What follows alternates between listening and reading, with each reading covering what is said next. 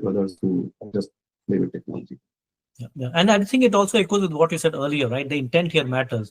So as an entrepreneur, if my intent is to inspire trust, that's how I'll start building the solutions as well.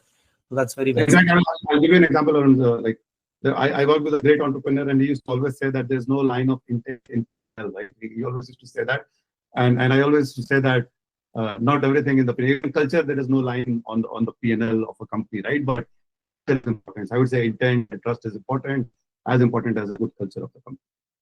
Very well said. All right. And the last one I have, that if you were not in tech, what would you be doing? This, like, if my friends from college will listen to this podcast, they will laugh at it. But I think I'll be a researcher, because I was really bad at academics. They will laugh at me, but I'll be a researcher. I love going deep into the problems. I love going little philosophical. I love working on futuristic technology. Maybe that's why I keep doing entrepreneurship. But yeah, if I'm not an entrepreneur, I think I'll be a researcher, maybe a professor, philosopher, and always had this passion for learning and discovery and working on some futuristic sci-fi problems. Awesome.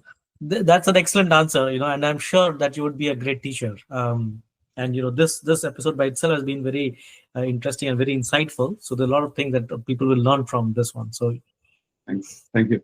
Talking on that teacher aspect, I hope my two daughters listen to this podcast and they agree with the last statement that you said. I hope I'm a great teacher, because they think I'm a terrible teacher.